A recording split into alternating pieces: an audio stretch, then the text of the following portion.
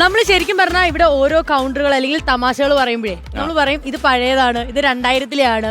ശരിക്കും ഇതിനൊരു ഒറിജിൻ ഉണ്ടാവില്ലേ? അതെ. അല്ലെങ്കിൽ ഈ കോമഡി എങ്ങനെ വന്നു, അല്ലെങ്കിൽ കൗണ്ടേഴ്സ് എങ്ങനെ വന്നു, മിമിക്രിയുടെ ഒരു ഒറിജിൻ, അങ്ങനെ ഒരുപാട് കാര്യങ്ങള് ഞാൻ എന്നെ പോലത്തെ കുഞ്ഞു കുഞ്ഞു ആൾക്കാർക്ക് ഡൗട്ട് ഉള്ളൊരു സംഭവമാണേ.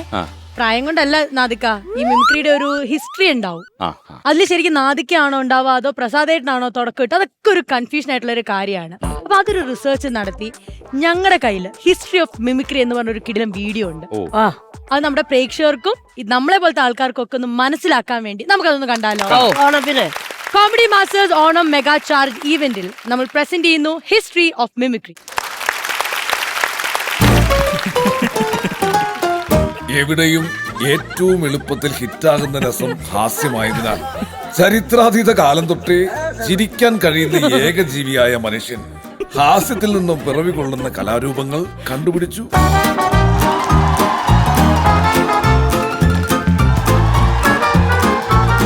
ബുദ്ധിജീവികൾ പണ്ടേക്ക് പണ്ടേ ഇത്തിരി കൂടുതലായ മലയാളക്കരയിൽ ആ ഹാസ്യം ആക്ഷേപഹാസ്യമായി.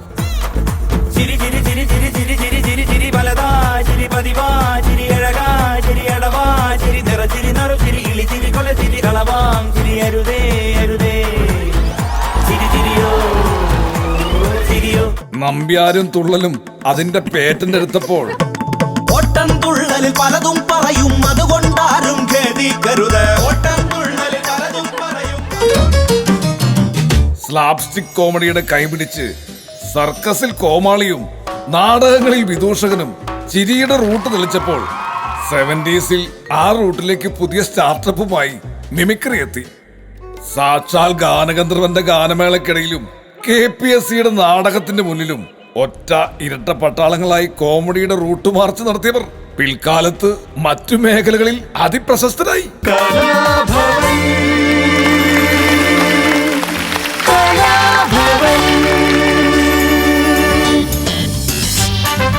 കൊച്ചിൻ കലാഭവൻ എന്ന മഹാപ്രസ്ഥാനവും അതിന്റെ അമരത്ത് ആബേലച്ചനും എത്തിയപ്പോൾ മിമിക്രി എന്ന ഒറ്റയാൾ കലാരൂപം നിരത്തിവെച്ച മൈക്കുകളും നീളൻ ജുബയുമായി മിമിക്സ് പരേഡിലേക്ക് ജ്ഞാനസ്നാനം ചെയ്യപ്പെട്ടു.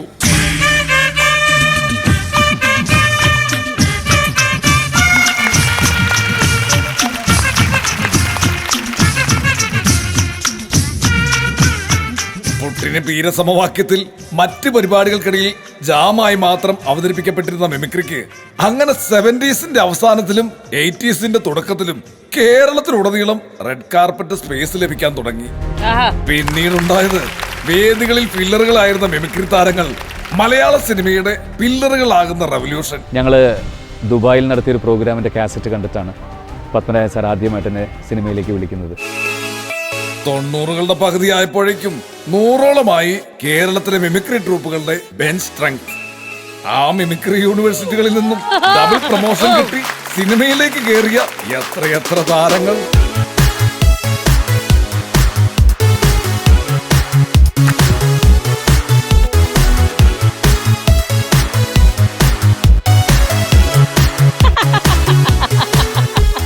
സ്കൂൾ കലോത്സവങ്ങളിലെ ഈ ഗ്ലാമർ ഐറ്റം പിന്നീട് സാമൂഹിക വിമർശനങ്ങളുടെ കുറിക്കുകൊള്ളുന്ന പാരഡികൾ ഒരുക്കി ഓഡിയോ കാസറ്റുകളിലൂടെ മലയാളികളുടെ ഹൃദയത്തിൽ ചിരിയുടെ എവർഗ്രീൻ കലയായി.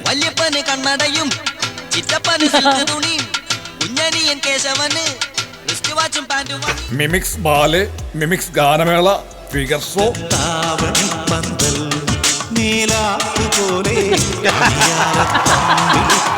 തുടങ്ങി മിമിക്രി ലാബിൽ സക്സസ് ആയ variety എക്സ്പെരിമെന്റുകൾ.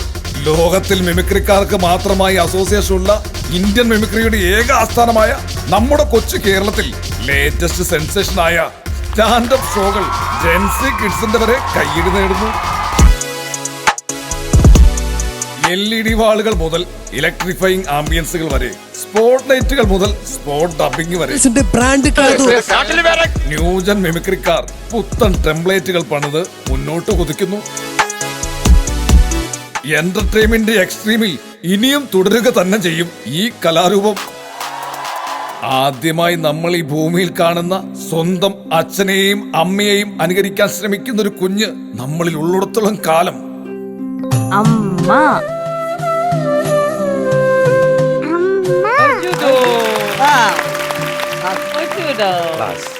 What A long journey. ശരിക്കും പറഞ്ഞാൽ ഒരു ഈ പറഞ്ഞ പോലെ 70s തന്നെ ഇപ്പോഴത്തേക്ക് നോക്കുകയാണെങ്കിൽ പല കാലഘട്ടം പല ഫോർമാറ്റിൽ വന്നു.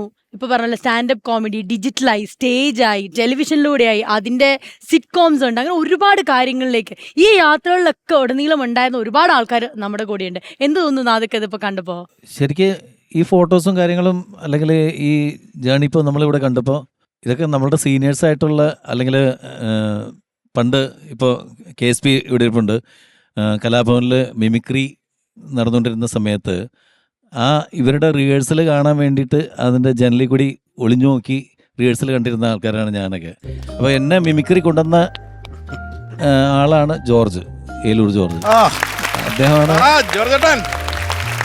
അദ്ദേഹം കാരണം ഗാനവിളക്ക് പാട്ട് പാടിയിരുന്ന നമ്മളെ ഒരു കാരണക്കാരനായിട്ടുള്ള ജോർജും രമേശ് കുറുമശ്ശേരി. പിന്നെ വീഡിയോ കാസറ്റുകളിലൂടെ ഞങ്ങളെയൊക്കെ ഞാൻ, ദിലീപ്, ഷിയാസ്, അശോകൻ ചേട്ടൻ, അങ്ങനെ ഒരുപാട് പേർക്ക് വീഡിയോ കാസറ്റുകളിലൂടെ അവസരം തന്ന ആളാണ് KS പ്രസാദ്, KSP. അപ്പോൾ അങ്ങനെയൊക്കെ തന്നെയാണ് ഞങ്ങളുടെയൊക്കെ ജേണി. അല്ലെങ്കിൽ ദൈവാനുഗ്രഹിച്ചിട്ട് ഇവിടെ ഇങ്ങനെ ഇരുന്ന് നമ്മൾ സംസാരിക്കുന്നതിന് കാരണക്കാരായിട്ടുള്ള വ്യക്തികളിൽ പലരും ഇവിടെ നമ്മുടെ മുമ്പിലുണ്ട്. പിന്നെ അതിന് ശേഷമാണ് നമ്മളൊക്കെ പലർക്കും കാരണക്കാരായി വന്നത്. അത്രേ ഉള്ളൂ. ഈ വിഷ്വൽസ് എല്ലാം കൂടെ കണ്ടു കഴിഞ്ഞപ്പോൾ ശരിക്കും ഒരുപാട് കാലങ്ങളുടെ പുറകോട്ട് പോയി. കാരണം ഇപ്പം കണ്ട ഷോർട്സിൽ മിമിക്രി ബേസ് ചെയ്തിട്ടുള്ള ഷോർട്സിലൊരു 75% ഞാൻ തന്നെ ഷൂട്ട് ചെയ്തതാണ്. തീർച്ചയായിട്ടും എനിക്ക് അഭിമാനിക്കാവുന്നൊരു കാര്യമാണ്. അതിൽ ആദ്യത്തെ കാസറ്റ് എന്ന് പറയുന്നത് തന്നെയാണ് നാദൃശ്യം അഭിയൊക്കെ ഉള്ള mimics parade of Cochin Oscar. അതിനുശേഷമുള്ള കലാഭവൻ്റെ ഹരിശ്രീ മിമിക്സ് പരേഡ്, ദിലീപും. ഈ കാസറ്റുകൾ എല്ലാം നമ്മൾ തന്നെ ഷൂട്ട് ചെയ്ത കാസറ്റ് ആയതുകൊണ്ട് ഒരുപാട് കാലഘട്ടങ്ങളിലൂടെ പുറകോട്ട് പോകാൻ സാധിച്ചു. എനിക്ക് ഒരുപാട് നൊസ്റ്റാൾജി ഫീൽ ചെയ്തു. സത്യം പറഞ്ഞാൽ ഒരുപാട് പ്രാവശ്യം ഇങ്ങനെ രോമം എഴുന്നേറ്റ് വന്നു പോയി ആ പഴയ കാലഘട്ടം. അതുപോലെ ടെസ്റ്റിഗാനൊക്കെ ആയിട്ടുള്ള നമ്മുടെ പോലക്കടക്കാരൻ ആ സോങ്സ്, അങ്ങനെ പാരഡൈസ് സോങ്സ് ഒക്കെ ആദ്യമായിട്ട് നാദൃശ്യയുടെ ഷൂട്ട് ചെയ്ത് ഞാനായിരുന്നു. അപ്പോൾ അതെല്ലാം ഇങ്ങനെ എല്ലാം കൂടെ ഒരുമിച്ച് ഇത് എഡിറ്റ് ചെയ്തത് ആരായാലും ഗംഭീരമായിട്ടുണ്ട് അതിനകത്ത്.